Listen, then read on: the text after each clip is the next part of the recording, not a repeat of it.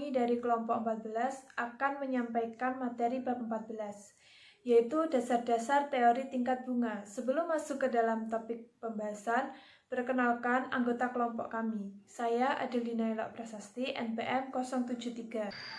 Saya Ayuan Genis Pangesti, nomor NPM 046. Dan saya yang terakhir, Suci Ratu Sofia, NPM 051. Pengertian dasar. Teori tingkat bunga didasarkan pada pertimbangan mekanisme pasar yang mendasar pada suatu harga.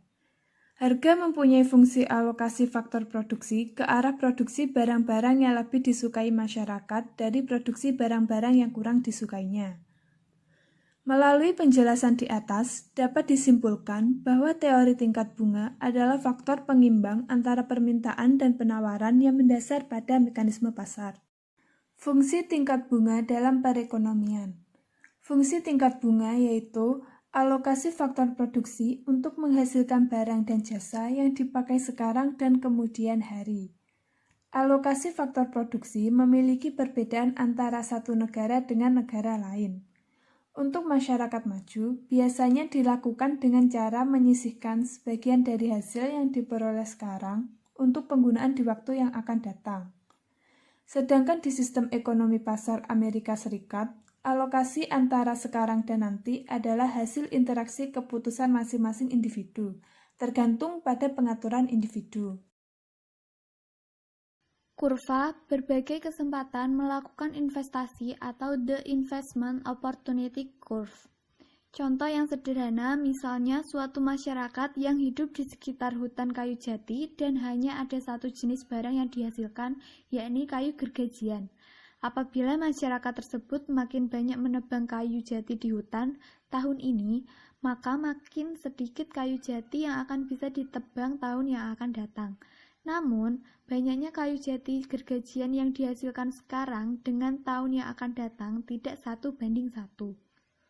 Artinya, kalau tahun ini menghasilkan 10 kayu gergajian lebih banyak, tidak berarti tahun depan produksi kayu gergajian turun dengan 10 buah. Masalah yang dihadapi masyarakat tersebut adalah penentuan jumlah pohon yang ditebang tahun ini dan tahun depan. Dengan kata lain, masyarakat tersebut perlu menyelesaikan masalah alokasi antara jumlah produksi tahun ini dengan tahun depan. Gambar kurvanya seperti ini. Apabila masyarakat tersebut menebang pohon dan digergaji tahun ini, maka tahun depan mereka tidak dapat menghasilkan kayu gergajian seperti titik A. Sebaliknya, pada titik B, tahun ini tidak memproduksi sama sekali, berarti semua pohon ditebang tahun depan. Sedangkan titik C, sebagian dihasilkan tahun ini dan sebagian tahun depan. Bentuk kurvanya produksi sekarang dengan naiknya produksi tahun depan tidak 1:1. Dari kurva ini dapat disimpulkan dengan tidak menebang tahun ini atau dus menabung berarti melakukan investasi pohon untuk produksi tahun depan. Masyarakat tersebut harus menentukan pilihannya, yakni titik mana dalam kurva tersebut. Ahli ekonomi sering menamakan fungsi alokatif ini sebagai pilihan waktu atau time preference, yakni menyatakan pilihan mereka dengan konsumsi atau penggunaan sekarang dengan waktu yang akan datang. Di sini saya akan menjelaskan yang bagian D, yaitu pilihan waktu. Pilihan waktu itu terdiri dari 3 cara.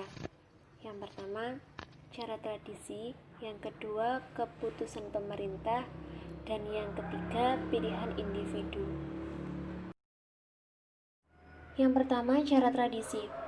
Cara tradisi yaitu masyarakat melakukan pilihan atas dasar apa yang dipakai nenek moyangnya dulu tanpa ada perubahan dan selalu berulang begitu seterusnya. Dengan cara ini, masyarakat tersebut akan memilih, misalnya pada titik C, penebangan secukupnya tahun ini guna memperoleh kayu gergajian sebanyak 10 buah tahun depan. Cara ini terus tetap dipertahankan dari tahun ke tahun tanpa ada perubahan sama sekali. Yang kedua, keputusan pemerintah. Contohnya, seandainya pemerintah itu dapat diibaratkan sebagai seorang raja yang dapat menentukan berapa kayu gergajian yang dihasilkan tahun ini dan berapa tahun depan yang berlaku bagi sekelompok masyarakat. Bagaimana caranya si raja ini menentukan jumlah tersebut?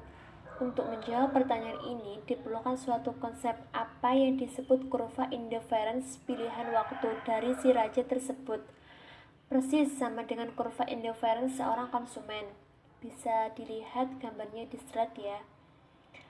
Seperti halnya kurva indifference seorang konsumen mempunyai bentuk cembung ke arah titik nol. Jadi, dengan menggunakan anggapan yang sama, kurva indifference yang lebih tinggi, misalnya titik D, akan lebih disukai daripada di bawahnya, yaitu kurva sepanjang ABC. Kurva indifference si raja inilah yang menjadi dasar pemilihan waktu yang berlaku bagi masyarakat.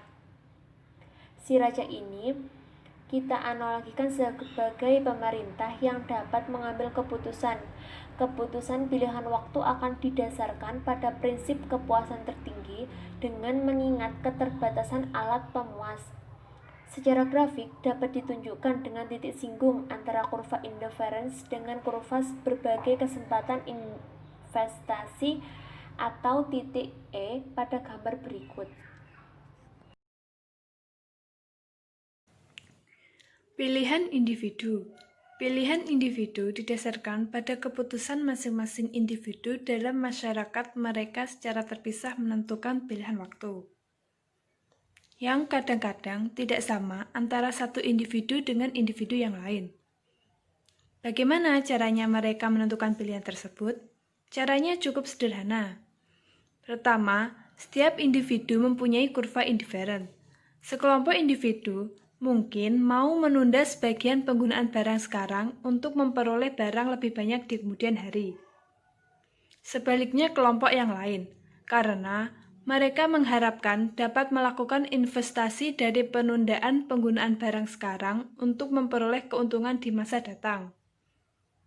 Biasanya, mereka mau mengorbankan penggunaan barang di kemudian hari yang lebih banyak untuk ditukarkan dengan penggunaan barang sekarang yang jumlahnya lebih sedikit. Dari dua kelompok individu ini, karena kesukaan mereka tidak sama, bahkan berbalikan, maka timbullah semacam pasar. Dari contoh di atas, maka kelompok konsumen akan bersedia mengorbankan penggunaan barang sekarang, sedang kelompok pengusaha justru mau menggunakan penggunaan barang sekarang dan bersedia mengganti dengan jumlah lebih banyak di kemudian hari.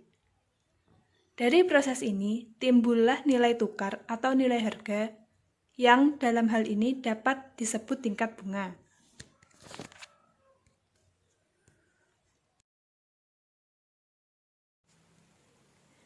Garis lurus yang turun miring dari kiri atas ke kanan bawah menggambarkan tingkat bunga, yakni perbandingan atau nilai tukar antara jumlah barang yang dapat dipakai sekarang dengan yang dapat dipakai kemudian hari.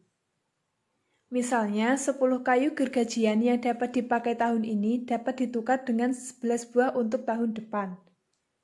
Nilai tukar yang juga menggambarkan tingkat bunga, besarnya ditentukan oleh lereng garis tersebut.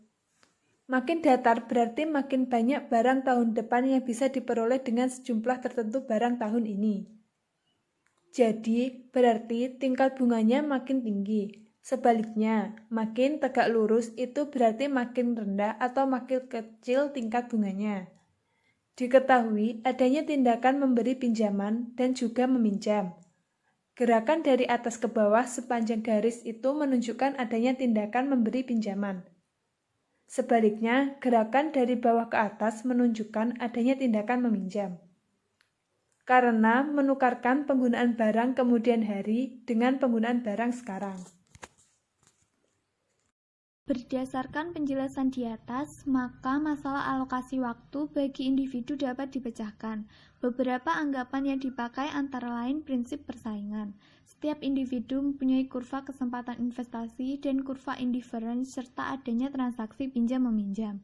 Dengan anggapan tersebut, pemecahan masalah alokasi dapat dijelaskan dengan menggunakan contoh sebagai berikut.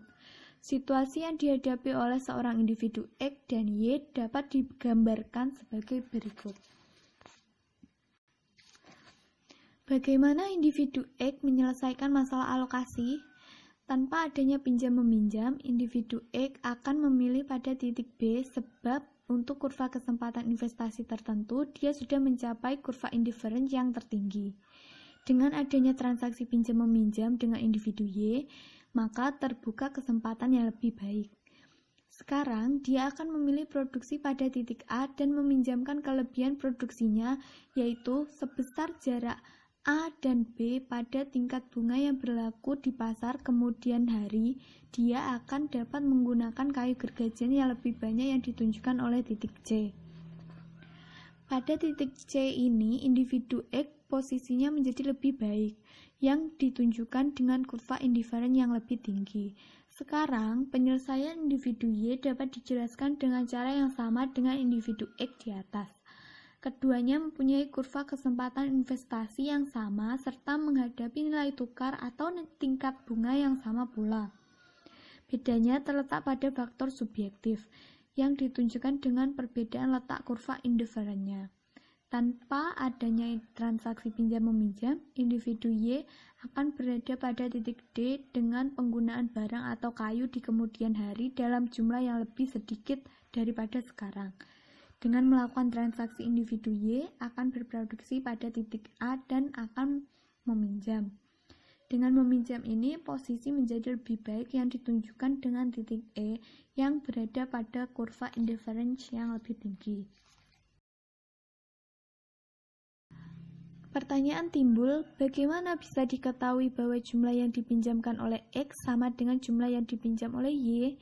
Jawabnya adalah harga atau tingkat bunga yang menjamin kesamaan tersebut.